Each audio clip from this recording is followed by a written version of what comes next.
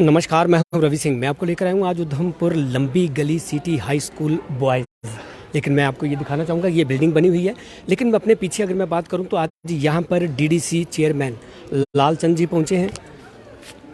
लालचंद जी यहाँ पर पहुँचे हैं और लालचंद द्वारा यहाँ पर विज़िट किया जा रहा है। मैं लालचंद जी की अगर बात करूं तो लालचंद जी द्वारा पिछले एक हफ्ते से लगातार, अगर गांव की मैं बात करूं तो गांव में भी इसी तरह से विज़िट किया जा रहा है। वहां पे जो कमियां पाई जाती हैं उसे देखा जाता है। कई बार ऐसा रहता है कि लोग कुछ नहीं आते हैं, स्कूलों में नहीं आते हैं। लेकिन आज मैं बात करूँ यहाँ पर तो यहाँ की ये देखिए, ये बच्चे, ये लाइन बच्चों की यहाँ पर लगी हुई है। ये देखिए बच्चों की लाइन यहाँ पर लगी हुई है। यहाँ बच्चे की अगर बात की जाए तो ये इन्हें भी बातचीत की जा रही है। एक विजिट जिसे कहा जाए, अचानक स्कूल में आना, एक छापेमारी जिसे कहा जाए, वो की जाती है। कहीं ना कहीं देखें तो ये मैं फिर आपको बता दूँ कि ये देखिए बैलेंस नहीं है ना, बैलेंस होना चाहिए।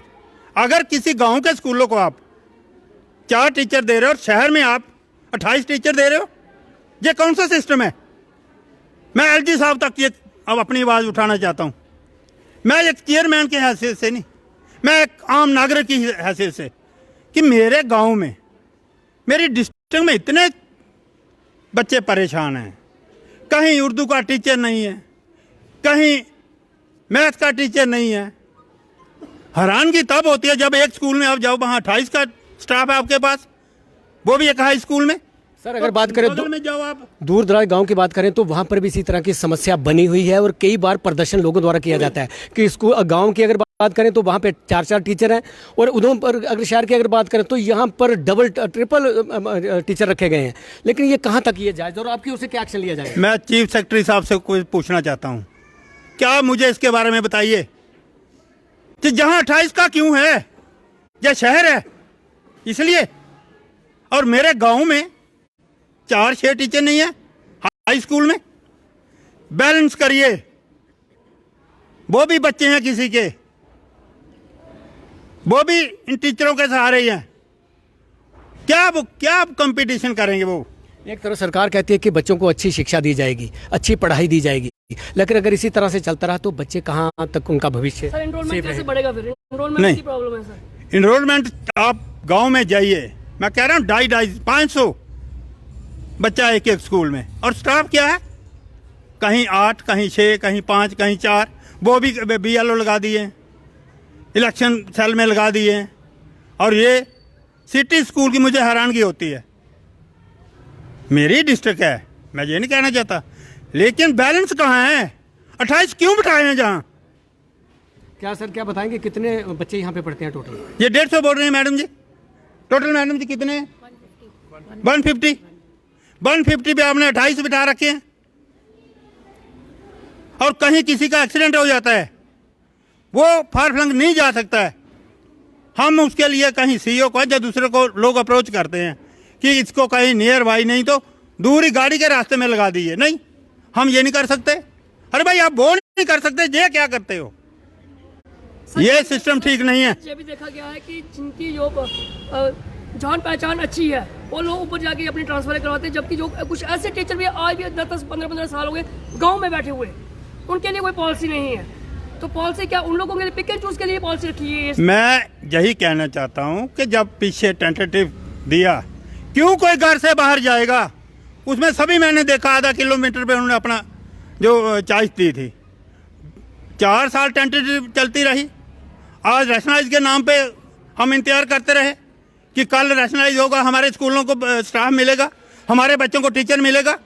आज जब वो लिस्ट आई, क्या दिया? जहां 28 बैठे हैं और वहां 4 एक हाई स्कूल को चला रहे हैं। ये बहुत गलत है। इस सिस्टम को ठीक करना चाहिए। मैं LG से रिक्वेस्ट करता हूं कि मैं भी उसी सिस्टम में हूं। जब हम लोगों के आंसू देखते हैं जाके कि हमारे बच्चों को पढ़ाने वाला कोई नहीं है, 4 टीचर कैसे पढ़ाएंगे हाई स्कूल को? कैसे चलाएंगे? वो मैथ का सब्जेक्ट पढ़ाएगा, इंग्लिश का पढ़ाएगा। ये इस पे हमारी गवर्नमेंट को ध्यान देने की जरूरत है। सर मैं बात करूं तो आपकी ओर से पिछले हफ्ते से लगातार एक हफ्ते से दूर दराज गांव में भी विजिट किया जा रहा है, चेक किया जा रहा है, स्कूलों को भी चेक किया जा रहा है।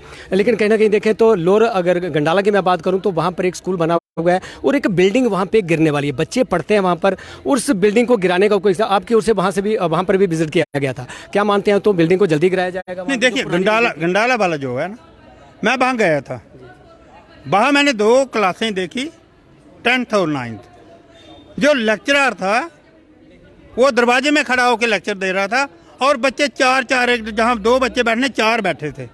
मैंने दूसरे दिन सीईओ सर को, सीपीओ को और जितना भी स्टाफ था मैं उस इलाके में लेके गया। बगल में ही आधा किलोमीटर दूर एक नई बिल्डिंग बनी है 6 कमरे की। अब ये कहते हैं, मैंने कहा ये इसको शिफ्ट करिए। वहाँ देखा वो उनका टॉयलेट यूनिट कुछ नहीं था, तो मैंने वो अरेंज किया, अब वो बन गया वहाँ। अभी मैंने सुना कल इन्होंने कोई 8वीं 9वीं और 10वीं क्लास वहाँ शिफ्ट कर दी है।